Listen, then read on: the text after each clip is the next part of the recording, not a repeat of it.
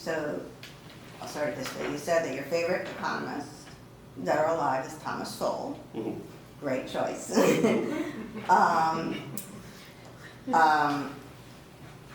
If that is true, Thomas Sowell never approved of corporate welfare.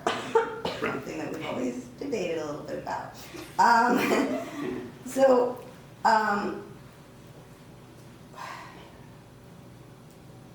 I sent you an article about corporate welfare. It was a study that was done in the 90s, still holds true today.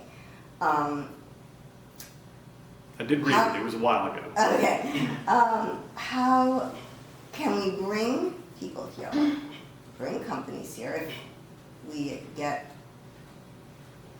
get the water and electricity situation figured out, without having to bribe them and have corporatism? Right.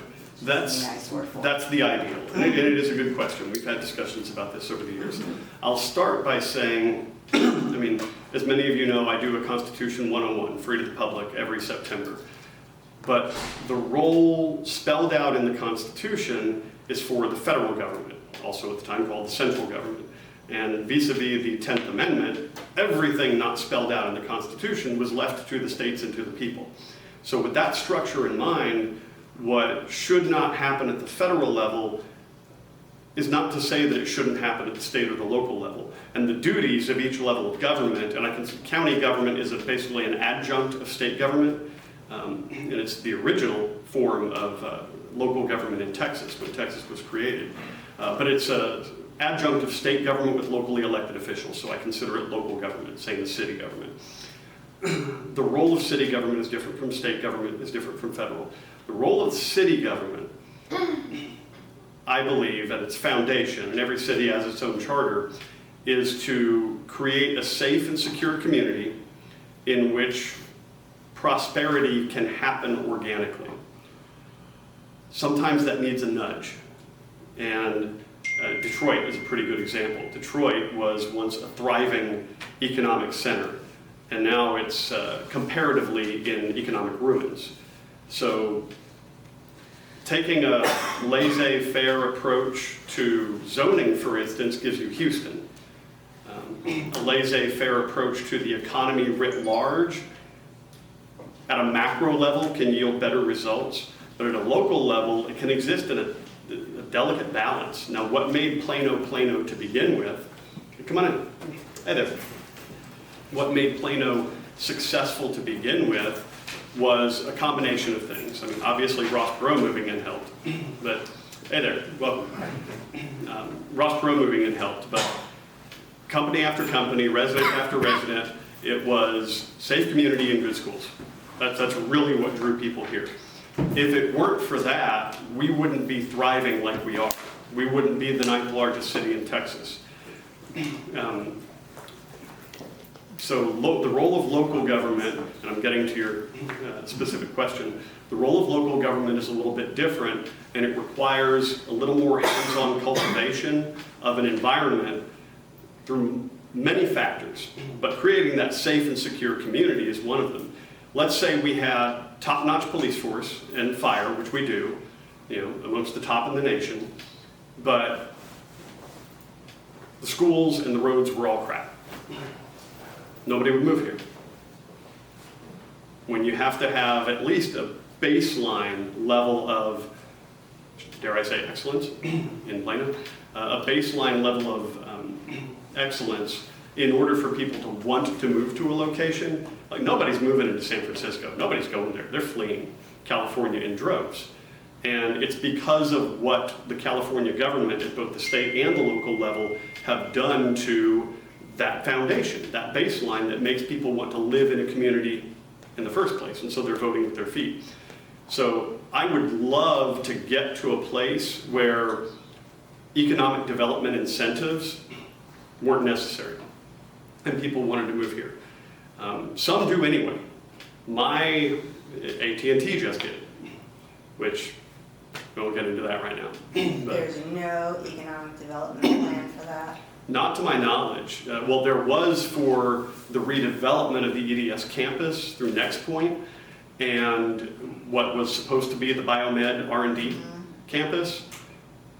I don't know how AT&T contributes to biomed R&D. Presumably they need to make phone calls, but AT&T, my understanding is NextPoint just sold them the lease space and they moved their headquarters. But that's another example. I mean, Plano matched their needs. Doesn't match everybody's needs. Where I will draw a distinction, and we've talked about this, is in property tax abatements. And I use Toyota as the example because they developed a green field. And they built a $300 million campus on a green field.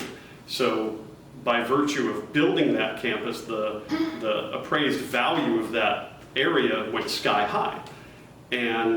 But they're not necessitating that much of an increase in the cost of city or school services. And so I feel a property tax abatement for a couple decades is appropriate, because nobody should be punished for improving the value of their property. But my big problem with property tax abatements is that they're only open to big corporations and big developments, and not open to homeowners and small businesses. That's why, while I was still on council, I initiated a semblance of property tax abatements for homeowners. We started a fund for grants for people who are making improvements to their home that the CAD will ding them for, and they would otherwise be punished through higher property taxes for improving their home or their small business. And now for those improvements, they just fill the city's coffers without increasing our expenses. And so with that grant program, we're starting to be able to offset the tax increase, the property tax increases that the little guy gets for improving their property, which our property tax system, I think, is one of the reasons that creates these perverse incentives and disincentives that otherwise cause economic development grants to offset. But in that article, not quite thinking to Yeah. the answer. In the article I sent, or the study actually, it was a study done by Steve Moore, back when he was much younger.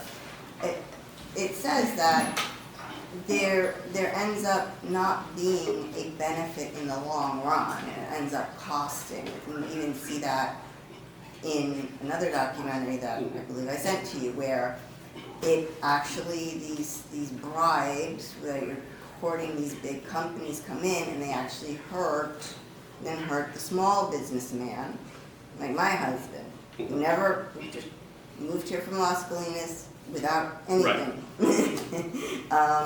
And Plano gave him a very hard time. I did help. You did help, thank you. So it ends up costing in the long run, not helping. Right. And it depends on how it's done. So yes, it certainly can. And that's why, at least for my part, and I know some other former council members applied the same calculus, whenever we were looking at an economic development grant or incentive, we made sure it was going to be revenue positive. It's not just, hey, we like these people, so let's give them a bunch of money. We're talking about that balance. Because Plano is an older city than like Frisco, and whom we're in heavy competition with, a lot of our office space is just outdated. And so we're losing residents, and more commercial residents. We're losing people leasing space. And so that sends property values on the decline, because for commercial property values, the appraised value is just whatever the rents are. And if you're not collecting anything in rent, then the taxable value plummets. And so we have an incentive on behalf of the entire community, like the council has an incentive on behalf of the entire community to make sure that space gets filled. Now, we shouldn't just take from taxpayers and throw the money, but that's where we look at the entire calculation. If it's going to be revenue positive, like by somebody filling this lease space, if they get a little incentive for improvement or demo, or the jobs grants, which that's a whole other story. It changed after 2020, but then that's more property tax revenue that will be brought in. So if nobody's leasing that space, nobody's literally knocking down or knocking on the door to lease that space, and we can provide them a remodeling grant to get somebody to lease that space, but we're going to make that money back through increased property tax revenues within 5 years or so, then it's revenue positive. Not every city looks at it that way. Some cities just throw out money hand over fist for what they consider social causes. And I think that's a mistake, and that's where you can certainly hurt the microeconomy and small businesses in particular.